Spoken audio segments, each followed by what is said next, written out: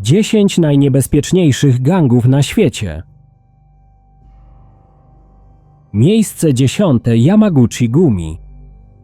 Yamaguchi Gumi to największy i najpotężniejszy gang w ramach Yakuzy, czyli japońskiej mafii, założony w 1915 roku. Siedziba grupy znajduje się w Kobe, a liczba jej członków szacowana jest na około od 8 do 10 tysięcy osób. Yamaguchi Gumi działa w wielu branżach, w tym w hazardzie, budownictwie, narkotykach, wymuszeniach i handlu ludźmi. Organizacja ma bardzo hierarchiczną strukturę. Na czele stoi Kumicho, boss, który sprawuje władzę absolutną. Yamaguchi Gumi jest znana z rygorystycznych zasad, lojalności i kodeksu honorowego, typowego dla Yakuzy. Choć działa nielegalnie, grupa często utrzymuje relacje z politykami, biznesmenami i urzędnikami. Yakuza, w tym Yamaguchi Gumi, znana jest z charakterystycznych tatuaży oraz rytuałów, takich jak okaleczanie palców, yubitsume. Grupa angażuje się również w legalne biznesy, co pozwala jej prać brudne pieniądze i ukrywać swoje operacje. W ostatnich latach japońskie władze nasiliły represje wobec Yakuzy, co spowodowało pewne osłabienie Yamaguchi Gumi, ale organizacja nadal pozostaje potężna. Yamaguchi Gumi ma wpływy nie tylko w Japonii, ale też za granicą, między innymi w USA i Azji Południowo-Wschodniej.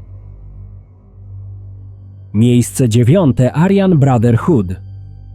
Aryan Brotherhood powstał w latach 60. XX wieku w amerykańskich więzieniach jako grupa białych suprematystów. Bractwo aryjskie liczy około od 15 tysięcy do 20 tysięcy członków i współpracowników, z czego od 3 tysięcy do 5 tysięcy działa aktywnie w więzieniach. Jest znane ze swojej brutalności, w tym morderstw, napaści i tortur na tle rasowym. Gang kontroluje przemyt narkotyków, wymuszenia i handel bronią, zarówno w więzieniach, jak i poza nimi. Członkowie Aryan Brotherhood kierują się ideologią białej supremacji i rasizmu, co często prowadzi do przemocy wobec innych grup etnicznych. Organizacja jest bardzo tajna i stosuje surową hierarchię oraz kary za zdradę lub nieposłuszeństwo. Mimo że powstała w więzieniach, Aryan Brotherhood ma wpływy również na wolności, szczególnie w niektórych regionach USA. FBI i inne agencje federalne prowadzą intensywne działania przeciwko Aryan Brotherhood, klasyfikując ją jako organizację terrorystyczną. Gang jest odpowiedzialny za liczne zabójstwa i ataki, zarówno w więzieniach, jak i poza nimi. Aryan Brotherhood współpracuje czasem z innymi grupami przestępczymi, jednak często dochodzi między nimi do konfliktów na tle rasowym. Mimo represji ze strony służb, Aryan Brotherhood pozostaje jedną z najbardziej niebezpiecznych i wpływowych grup przestępczych w amerykańskim systemie penitencjarnym.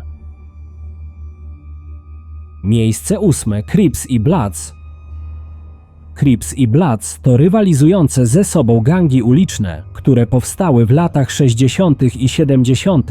w Los Angeles w Kalifornii. Crips zostali założeni wcześniej, około 1969 roku, natomiast Bloods powstali jako odpowiedź na dominację Cripsów. Crips liczą około 35 tysięcy członków, a Bloods około 25 tysięcy. Zdecydowana większość w Stanach Zjednoczonych. Oba gangi znane są z ekstremalnej przemocy, zwłaszcza strzelanin na tle terytorialnym i narkotykowym. Crips używają koloru niebieskiego, a Bloods czerwonego, co stało się rozpoznawalnym symbolem ich przynależności. Gangi działają głównie w USA, ale mają odgałęzienia także w Kanadzie, Wielkiej Brytanii i niektórych krajach Afryki.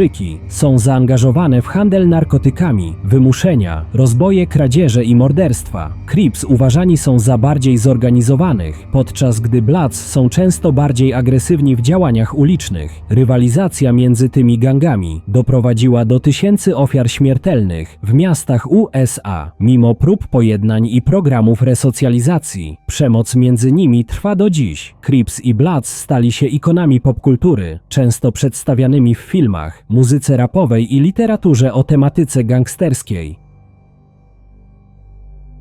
Miejsce 7. Sącewska Bratwa. Sołncewska Bratwa powstała w latach 80. w dzielnicy Sołncewo na obrzeżach Moskwy. Organizacja została założona przez Siergieja Michajłowa, z pozoru szacownego biznesmena, kiedy jednak w 1998 roku został aresztowany i miał zeznawać jako świadek koronny przeciwko innym członkom mafii. Tuż przed procesem zginął od kul oddanych w jego stronę przez nieznanych sprawców. Miejsce Michajłowa zajęli Siemion Mogilewicz i Wiaczesław Iwankow. Sołncewska Bratwa liczy około 9000 członków. Stała się znana dzięki brutalności, skuteczności i umiejętności infiltracji rosyjskiego biznesu i polityki. W latach 90. rozwinęła się dynamicznie podczas upadku ZSRR, przejmując majątek państwowy i tworząc kontakty z oligarchami. Sołncewska kontrolowała m.in. handel narkotykami, bronią, wymuszenia, pranie pieniędzy i przemyt ludzi. Organizacja nawiązała współpracę z międzynarodowymi grupami przestępczymi, w tym z włoską mafią i kolumbijskimi kartelami. Bratwa ma powiązania z wysokimi urzędnikami, biznesmenami i funkcjonariuszami służb specjalnych. Według niektórych raportów pranie pieniędzy odbywało się między innymi przez banki w Europie, USA i Izraelu. Choć działa z ukrycia, Bratwa nadal ma wpływy w Moskwie, Europie Wschodniej, Niemczech i Hiszpanii. Jest uważana za jedną z najbogatszych i najbardziej wpływowych frakcji rosyjskiej mafii na świecie. Miejsce szóste. 18th Street Gang. Mara 18, znany również jako Barrio 18, to brutalny gang uliczny wywodzący się z dzielnicy Los Angeles, który rozprzestrzenił się na Amerykę Środkową. Gang powstał w latach 80. w USA, głównie wśród imigrantów z Meksyku i Ameryki Łacińskiej. Barrio 18 jest jednym z dwóch największych gangów w regionie. Jego głównym rywalem jest MS-13 Mara Salvatrucha. Mara 18 ma dziesiątki tysięcy członków w krajach takich jak Salwador, Honduras, Gwatemala, Meksyk i USA. Szacuje się, że Mara 18 liczy nawet 50 000 członków na całym świecie. Gang znany jest z wyjątkowej brutalności. Stosuje m.in. egzekucje, tortury i zastraszanie cywilów. Mara 18 kontroluje terytoria miejskie, wymusza haracze, handluje narkotykami i bronią, a także prowadzi porwania. Członkowie gangu są rozpoznawalni dzięki tatuażom i numerowi 18, który odnosi się do 18 ulicy w Los Angeles. Większość kierownictwa gangu funkcjonuje z więzień, skąd wydają rozkazy za pomocą telefonów komórkowych. Mara 18 często rekrutuje młodzież z ubogich dzielnic, oferując ochronę w zamian za lojalność i przemoc. Gang stanowi ogromne wyzwanie dla władz, a jego działalność przyczynia się do jednych z najwyższych wskaźników zabójstw na świecie w Ameryce Środkowej. Miejsce piąte. Primeiro Comando da Capital.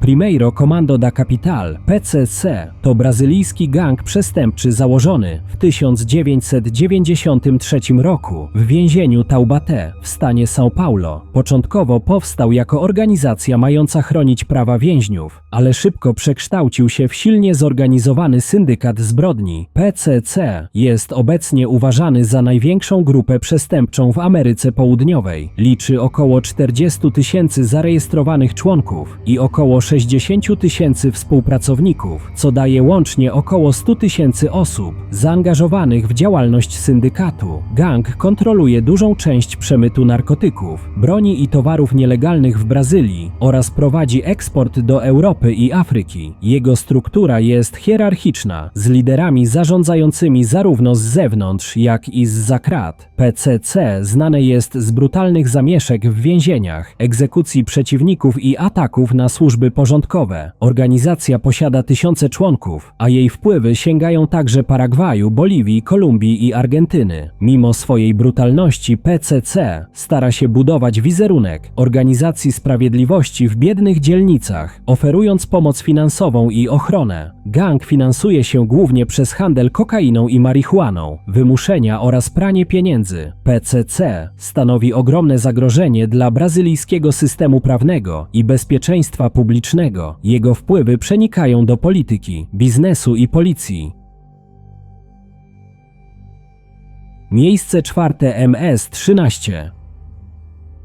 MS-13 czy inaczej. Mara Salvatrucha to jeden z najbrutalniejszych i najbardziej znanych gangów ulicznych na świecie. Gang powstał w latach 80. w Los Angeles wśród imigrantów z Salwadoru uciekających przed wojną domową. Jego działalność szybko rozprzestrzeniła się na Amerykę Środkową, zwłaszcza do Salwadoru, Hondurasu i Gwatemali. MS-13 liczy globalnie około 70 000 członków, w tym od 8 do 10 000 aktywnych w USA i większość pozostałych w Ameryce Środkowej. Są śmiertelnymi wrogami Mara 18. MS-13 znany jest z ekstremalnej przemocy. Członkowie dokonują morderstw, tortur i egzekucji, często z użyciem maczet. Gang finansuje się głównie z handlu narkotykami, wymuszeń, prostytucji i przemytu ludzi. Członkowie są często silnie wytatuowani, nawet na twarzy, co stanowi znak lojalności i zastraszenia. MS-13 ma silną strukturę hierarchiczną, ale działa też w luźnych komórkach tzw. klik.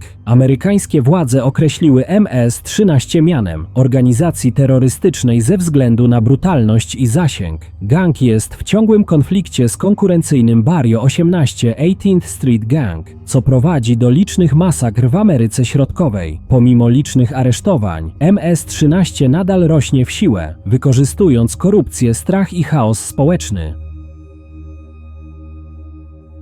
Miejsce trzecie. Kartel Sinaloa.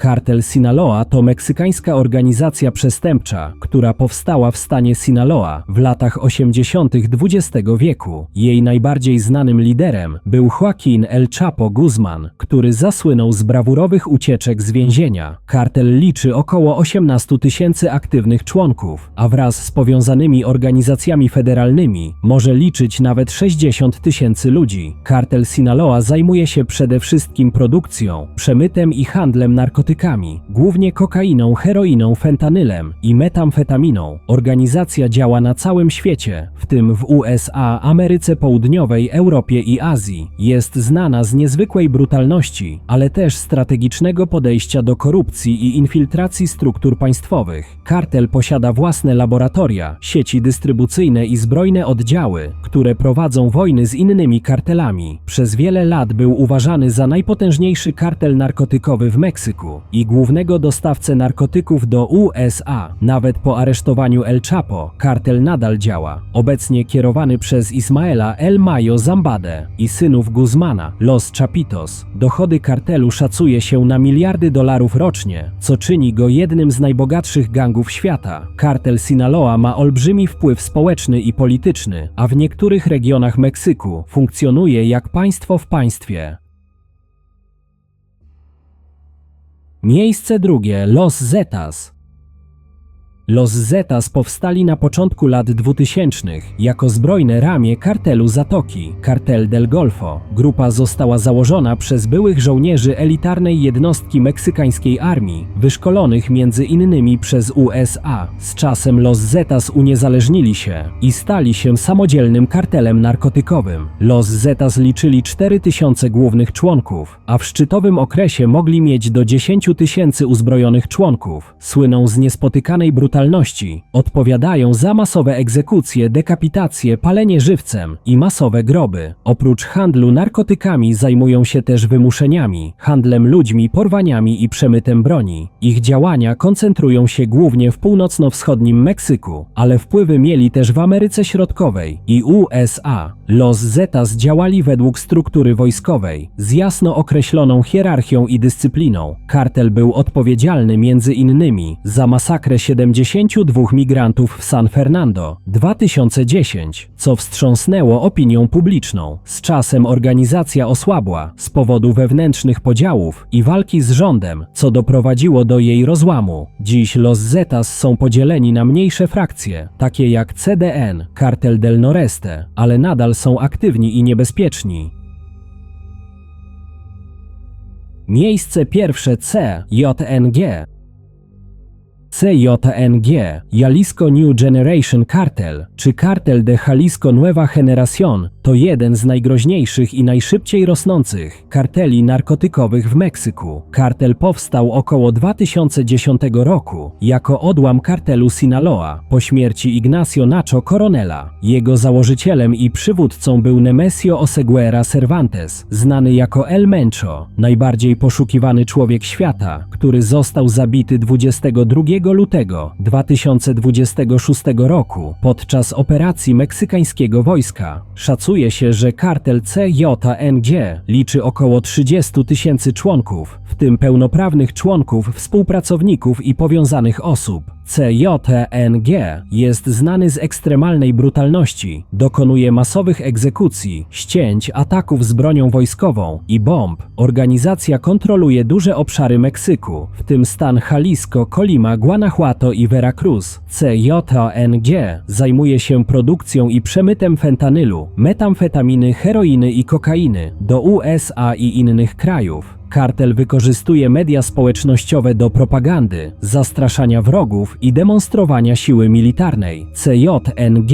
prowadzi krwawe wojny z innymi kartelami, szczególnie z Sinaloa i Los Zetas, o kontrolę nad szlakami przemytu. Ich siły zbrojne są dobrze uzbrojone, posiadają karabiny szturmowe, granatniki, drony i pojazdy opancerzone. Pomimo wysiłków meksykańskiego rządu i USA, CJNG nadal się rozrasta, stanowiąc poważne zagrożenie dla bezpieczeństwa narodowego.